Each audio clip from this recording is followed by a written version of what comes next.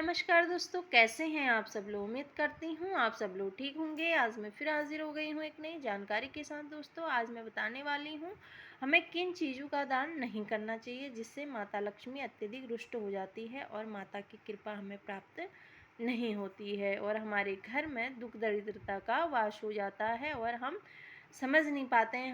हम सोचते हैं कि हमने तो दान पुण्य करा है, हमारे जीवन में कुछ ना कुछ अच्छा होगा। तो नहीं, हम माता लक्ष्मी इन चीज़ों का दान करने से रुष्ट हो जाती है। तो वीडियो में अंत तक बने रहें। हमें किन चीज़ों का दान नहीं करना चाहिए यह मैं इस वीडियो में बताऊंगी और माता की कथा मैं सुनाती हूँ माता लक्ष्मी की।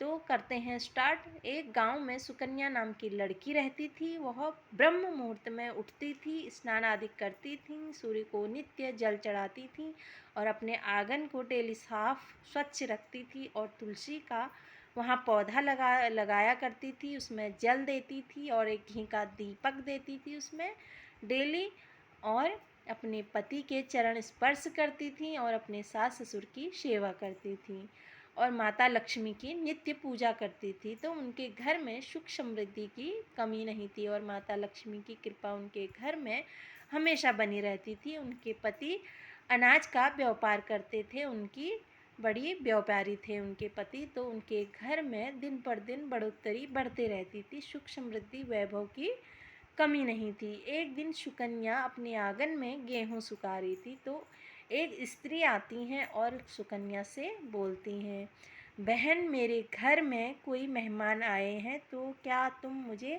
चकला बेलन और तवा दे सकती हो। तो सुकन्या कहती हैं, हाँ बहन, क्यों नहीं, आप बिल्कुल लेके जा सकते हैं, आप मेरे पड़ोसी हैं और मेरा देना परम कर्तव्य है। तो वो सुकन्या तवा और चकला बेलन दे देती है। दूसरी सुकन्या फिर अपने घर में खाना बनाती हैं। उस टाइम फिर दूसरी स्त्री आती हैं, वो बोलती हैं, बहन आज मैं कई दिनों बाद आई हूँ बाज़ार से और अपने गांव गई थी, बाज़ार से भी आई, मैं झाड़ू लाना भूल गई और क्या तुम मुझे झाड़ू दे सकती हो। मेरे घर में काफ़ी गंदगी हुई है, मुझे अपने घर को साफ स्वच्छ करना है, उसके बाद मैं आपको लौटा दूँगी। क्या बहन आप मुझे दे सकती हो। हाँ, तो सुकन्या कहती है, हाँ बहन क्यों नहीं, आप झाड़ू लेके जाइए। तो सुकन्या जाती हैं और उनको झाड़ू दे देती हैं और वह स्त्री झाड़ू लेके चली जाती हैं और सुकन्या डेली की तरह डेली अपने कामों में जुट जाती हैं। और दूसरे दिन सुबह होती हैं तो एक पड़ोस में एक स्त्री का बच्चा बहुत रोता है, बहुत ज़्यादा रोता है। तो सुकन्या के कानों में आवाज़ जाती है और सुकन्या बोलती है कि ये पड़ोस में ये बच्चा क्यों रो रहा होगा। वह अपना काम काज छोड़कर उनके घर चली जाती हैं, पूछती हैं कि बहन ये बच्चा क्यों रो रहा है, अपने गोद में भी लेती है, वह बच्चा चुप नहीं होता है। तो उनकी मम्मी बोलती है कि बेटा इसको भूख लगी है और इसकी माँ को दूध नहीं हो रहा है, इसलिए इसको दूध चाहिए, इसलिए यह रो रहा है, इसको भूख लगी है। तो सुकन्या बोलती है, बहन आप चिंता मत करो, मैं अपने घर जाकर दूध ले आती हूँ, या आप मेरे साथ चलिए, मेरे घर से दूध लेके आइए। तो सुकन्या बिना सोचे समझे दूध दे देती हैं। फिर अपने कामकाज में वैसे ही जुट जाती हैं सुकन्या। फिर एक स्त्री और आती है, बोलती है, बहन मेरी लड़की को देखने के लिए कोई आने वाला है, मेरे घर में वस्त्र नहीं है नए और आभूषण नहीं है, क्या तुम मुझे आभूषण और वस्त्र दे दोगी, मैं तुम्हें वापस लौटा दूँगी।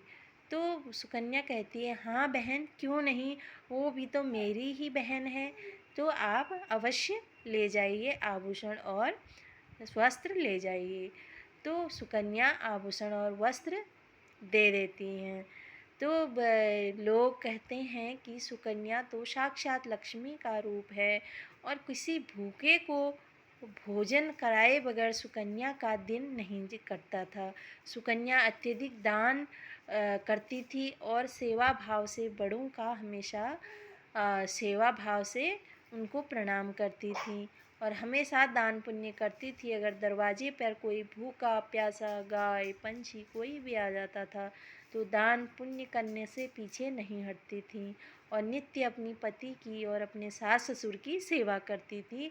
और लोग कहते थे कि सुकन्या तो साक्षात दुर्गा और लक्ष्मी का रूप है, ऐसी स्त्री इस जग में कहाँ। तो सुकन्या को तनिक भी घमंड नहीं आया मन में कि तो फिर भी वह अच्छे से अच्छे कार्य करते रहती थी। यह दान करने के बाद फिर उसके पति व्यापार से लौटता है शाम को, तो फिर वह सो जाते हैं, शाम को खाना पीना खाकर सो जाते हैं। तो दूसरे दिन फिर उठते हैं सुबह तो आदमी एक दौड़ के आता है, वह बोलता है कि महाराज दुकान से सामान की चोरी हो गई है, दुकान में जो भी अनाज था वो उसकी चोरी हो गई है, वहाँ कुछ भी नहीं है।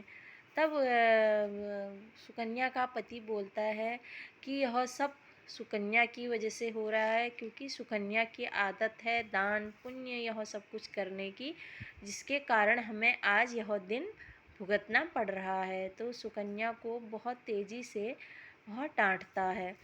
तो फिर सुकन्या को याद आता है कि एक स्त्री को मैंने आभूषण और गहने दिए थे, वह स्त्री ने बोला था कि बहन मैं लौटा दूंगी। तो अपने पति से बोलकर कहती है कि मैंने उसको आभूषण दिए हैं और वो मेरे को लौटाने वाली थी, तो मैं वहाँ से ले आती हूँ, आप चिंता मत करिए। वहाँ जाती हैं तो उसके घर पे ताला लगा हुआ रहता है, तो वह भी उसको ठग लेती है, सुकन्या को ठग लेती है, झूठ बोलकर उसके गहने लेके चली जाती हैं।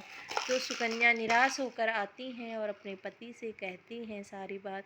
तो पति और आग बबूला हो जाते हैं और सुकन्या को घर से निकाल देते हैं। बोलते हैं सब तुम्हारे दान पुण्य और तुम्हारे अच्छे कर्म की वजह से ये सब कुछ हो रहा है, तुम्हारी दान करने की आदत जाती नहीं है, जिसके कारण आज मैं यह दिन भुगत रहा हूँ। तब जाके सुकन्या को घर से निकाल देते हैं और सुकन्या जाती हैं, रोती हैं, बोलती हैं जिस घर में मेरा पति मेरा आदर ना करे और बिना पति के मैं कैसे जीऊँगी। मेरा स्थान तो पति के चरणों में ही है, पति के बगैर तो मेरा कुछ भी नहीं। तो सुकन्या नदी में जाकर कूदने ही वाली होती हैं, तब माता लक्ष्मी प्रकट हो जाती हैं।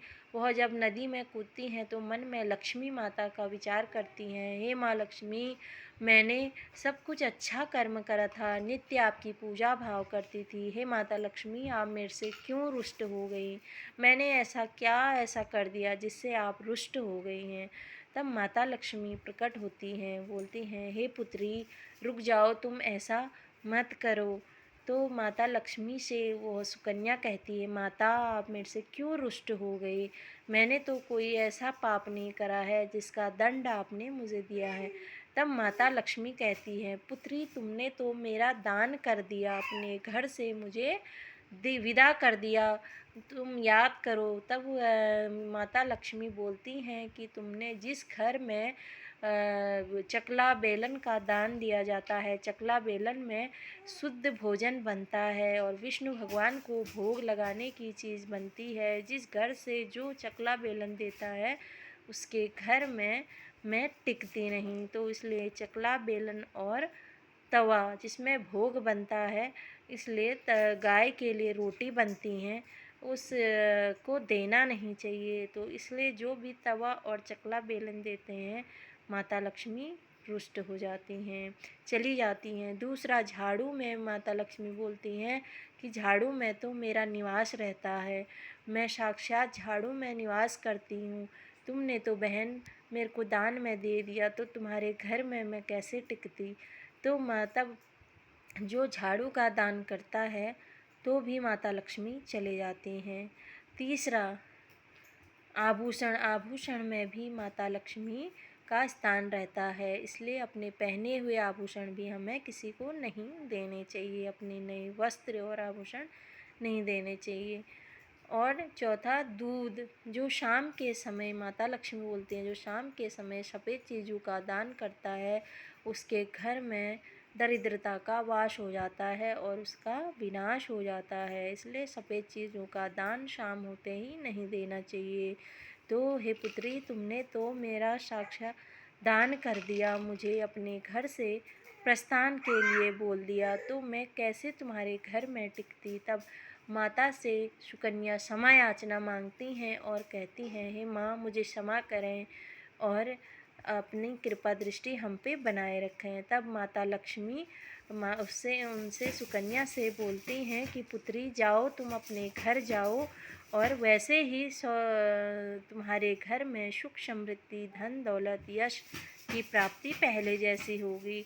तो सुकन्या लौटती हैं तो उनके पति भी आते हैं और उनसे क्षमा मांगते हैं कि सुकन्या, अब सारा धन और सारा जो चोरी हुआ था सब कुछ वापस आ गया तुम्हारी अच्छे कर्म के कारण। तब वो भी माफ़ी मांगता है।